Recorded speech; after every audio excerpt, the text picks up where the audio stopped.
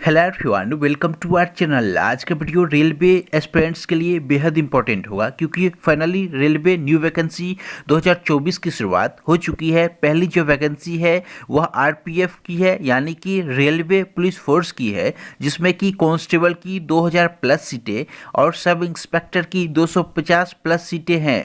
तो आज के इस वीडियो में हम लोग जान सकेंगे कि आरपीएफ की यह जो न्यू वैकेंसी है उसके लिए एज क्राइटेरिया क्या चाहिए, क्वालिफिकेशन क्या होनी चाहिए आपके पास, साथ ही साथ इस एग्ज़ाम का पैटर्न क्या है, सिलेबस क्या है। तो हर एक पॉइंट को लेकर आज का वीडियो इंपॉर्टेंट होगा, तो आप लोग वीडियो में बने रहना। साथ ही साथ रेलवे एनटीपीसी 2024 की वैकेंसी, रेलवे ग्रुप टी 2024 की वैकेंसी का क्या इन्फॉर्मेशन है वो भी हम लोग आज के इस वीडियो में जान सकेंगे। तो आप लोग वीडियो के लास्ट तक बने रहना। फिर चलिए हम लोग वीडियो की शुरुआत करते हैं और चलते हैं उस ऑफिशियल नोटिस पे। लोग उस ऑफिशियल नोटिस पे आ चुके हैं। आप लोग यहाँ डेट पढ़ सकते हो 2/1/2024 न्यू दिल्ली। अब यह जो है रेल मंत्रालय भारत सरकार के द्वारा जारी किया गया है, जिसमें आप लोग अभी देखोगे कि यहाँ पे देखो procedure for recruitment of sub inspector and constable in RPF RPSF.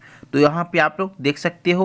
और कुल मिलाकर इसके लिए क्या आपके पास क्वालिफिकेशन होनी चाहिए, एग्जाम का पैटर्न क्या होगा, उसके लिए आइए हम लोग आगे समझते हैं। आप लोग यहाँ देख सकते हो, सबसे पहले आप लोग यहाँ देखो वैकेंसी को लेकर है जो 15% रिजर्व वुमेन के लिए। यहाँ पे आप लोग पढ़ो 15% vacancy shall be reserve for women. इसी के साथ ही साथ यहाँ देखो सबसे इंपॉर्टेंट जो आपके सामने पॉइंट है, the current round of recruitment is being done for filling up vacancies of 2000 in the rank of constable, vacancy of 250 in the rank of sub inspector in RPF और आरपीएसएफ। और यहाँ पे देख सकते हो। और यदि मैं आगे इंपॉर्टेंट इन्फॉर्मेशन की बात करूँ तो आप लोग यहाँ देखो जो 10% जो वैकेंसी है वो एक्स सर्विस मैन के लिए यहाँ पे रिजर्व रहनी है, 15% वुमेन के लिए रिजर्व रहनी है। और यदि आप लोग आगे इस पढ़ोगे जो इसका जो रिक्रूटमेंट प्रोसेस है वो क्या रहना है, तो आइए हम लोग यहाँ पे समझते हैं। यह जो एग्ज़ाम का पैटर्न है आपका, यह सिलेक्शन का यदि मैं बात करूँ तो सिलेक्शन का जो प्रोसेस है उसे यहाँ पे 3 फेज में यहाँ पे डिवाइड किया गया है। फेज 1 में आपका सीबीटी होगा, यानी कि कंप्यूटर बेस्ड टेस्ट, जो कि आपका आरआरबी के द्वारा ही कंडक्ट कराया जाएगा। आप लोग यहाँ पढ़ सकते हो। यहाँ पे फेज 1 आपको एक एग्जाम कंप्यूटर पे देनी है। और फेज 2 का जहाँ तक सवाल है तो उसमें आपका फिजिकल इफिशिएंसी टेस्ट यानी कि पीईटी होना है। तो वहाँ पे आप लोग पीएमटी भी साथ ही साथ, यानी कि आपका दौड़, हाई जंप, लॉन्ग जंप के साथ ही साथ आपकी जो हाइट है वो क्या होनी चाहिए हम लोग आगे इसमें देखेंगे। आपकी हाइट, वेट, ये यहाँ पे हर किसी चीज़ को यहाँ पे मेजर किया जाएगा। यदि मैं नेक्स्ट बात करूँ जो नेट, और उसके बाद आपका डॉक्यूमेंट वेरिफिकेशन फेज 3 में होना है, जो कि आपका रेलवे प्रोटेक्शन फोर्स आरपीएफ के द्वारा यहाँ पे कंडक्ट कराई जाएगी। सभी पॉइंट यहाँ पे इंपॉर्टेंट है। तो यहाँ पे जो आपके लिए नेक्स्ट जो इम्पोर्टेंट पॉइंट है वो आप लोग यहाँ पे आगे वैकेंसी में बढ़ोगे तो आपको यहाँ पे क्लियर होगा। देखो कुल मिला के यहाँ पे कहा गया है, जो यदि मैं एलिजिबिलिटी क्राइटेरिया की बात करूं तो उसमें क्या है, जो कैंडिडेट जो है वो सिटीजन इंडिया का हो, ये तो फिक्स है, आप लोग होंगे भी। साथ ही साथ एजुकेशनल क्वालिफिकेशन और एज की यदि मैं बात करूं तो सब इंस्पेक्टर के लिए जो आपके पास क्वालिफिकेशन होनी चाहिए तो आप लोग ग्रेजुएट हो किसी भी यूनिवर्सिटी से।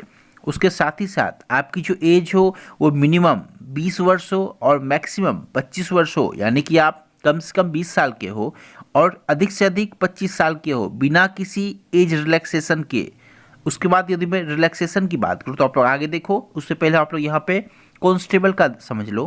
कांस्टेबल के लिए आपकी जो क्वालिफिकेशन होनी चाहिए वो 10th पास होनी चाहिए या फिर इक्विवेलेंट, यानी कि आईटीआई भी आप लोग कर चुके हैं तो उससे संबंधित जो भी डिग्री है आप लोग वहाँ पे उसे अप्लाई कर सकते हो। उसके लिए कांस्टेबल पोस्ट के लिए मिनिमम जो एज है 18 वर्ष है, मैक्सिमम 25 वर्ष है। अब यदि मैं आगे बात करूं तो आप लोग यहाँ देखोगे एससी एसटी के लिए जो एज रिलैक्सेशन है वो 5 वर्ष का है, ओबीसी कैंडिडेट के लिए 3 वर्ष का है। बाकी ईडब्ल्यूएस यूआर कैटेगरी के लिए कोई भी रिलैक्सेशन नहीं है। लेकिन यदि आप यहाँ पे पढ़ सकते हो जम्मू कश्मीर के हो, यूनियन टेरिटरी लद्दाख के हो, जो कि पीरियड आपको 1980-89 का हो, तो यूआर कैटेगरी ईडब्ल्यूएस के लिए 5 साल का यहाँ पर एज रिलैक्सेशन है, ओबीसी के लिए 8 साल, एससी एसटी के लिए 10 साल। अब यहाँ पे नेक्स्ट उसी तरीके से है, आप लोग यदि सेंट्रल गवर्नमेंट के एक्स सर्विसमैन रहे हो पोस्ट पे सब इंस्पेक्टर के लिए तो आप लोग इस तरीके से देख सकते हो, रिलैक्सेशन आपको यहाँ पे दिया गया है। अब यदि मैं फिजिकल मेजरमेंट की बात करूँ तो आप लोग ध्यान से समझना, यूआर कैटेगरी या फिर ओबीसी कैटेगरी के लिए आपकी जो हाइट होनी चाहिए सेंटीमीटर में, वो मेल कैंडिडेट के लिए 165 होनी चाहिए, फीमेल के लिए 157 होनी चाहिए। और यदि मैं चेस्ट की बात करूं तो यहाँ यूआर और ओबीसी कैटेगरी की मैं पहले बात कर रहा हूँ, आप लोग ध्यान से समझना। यदि मैं चेस्ट की बात करूं तो चेस्ट जो है वो बिना फुलाए 80 सेंटीमीटर आपकी होनी चाहिए, और यहाँ पे फुलाने के बाद 85 सेंटीमीटर, यानी कि 5 सेंटीमीटर का यहाँ पे डिफरेंस होना चाहिए। और यहाँ पे 80 सेंटीमीटर आपकी जो चेस्ट है वो मिनिमम होनी चाहिए बिना फुलाए हुए। अब यदि मैं SC/ST कैंडिडेट की बात करूँ तो हाइट में 5 सेंटीमीटर मेल को छूट है, और यहाँ पे फीमेल को भी 5 सेंटीमीटर छूट है, और यहाँ पे चेस्ट में भी आप लोग देख सकते हो यहाँ पे छूट उन्हें दी गई है। साथ ही साथ यदि आप गढ़वाली हो या फिर गोरखा समुदाय से हो, मराठास हो, तो इस तरीके से आपको यहाँ पे भी रिलैक्सेशन मिलनी है। 163 सेंटीमीटर आपकी हाइट मेल में, 155 यहाँ पे फीमेल में मिले। और यदि मैं आगे बात करूँ तो आप लोग यहाँ पे समझो, जो एग्ज़ाम ये जो वैकेंसी है ये जो कंप्लीट कराई जाएगी, यह रेलवे रिक्रूटमेंट बोर्ड के द्वारा यहाँ पे कंडक्ट कराई जाएगी। अब यदि मैं पेमेंट की बात करूँ तो आप लोग यहाँ पे पढ़ लेना, ये कोई खास इंपॉर्टेंट नहीं है। अब यदि मैं फेज़ 1 की बात करूँ, सबसे इम्पॉर्टेंट पॉइंट है कि कंप्यूटर बेस्ड जो आपका टेस्ट होना है उसके लिए क्या पैटर्न फॉलो किया जाएगा, तो आप लोग यहाँ पे ध्यान से समझना। जो भी है बातें यहाँ है, it will be necessary to obtain 35% marks 30% marks by SC and ST candidate to qualify in CBT, यानी कि मिनिमम से कोई मतलब नहीं होता, इसका एक कट ऑफ डिसाइड होता है, जो कि आपको अप्रॉक्स 80% यहाँ पे कट ऑफ दिखेगा। इसलिए आप लोग अभी से अच्छे से तैयारी करो। आपको हमारे चैनल पे कंप्लीट जो प्रैक्टिस सेशन है वो यहाँ पे कराई जाएगी, तो आप लोग हमारे चैनल को सब्सक्राइब करके बेल आइकन को प्रेस कर देना। अब यहाँ पे देख लो आप लोग, यह मिनिमम है।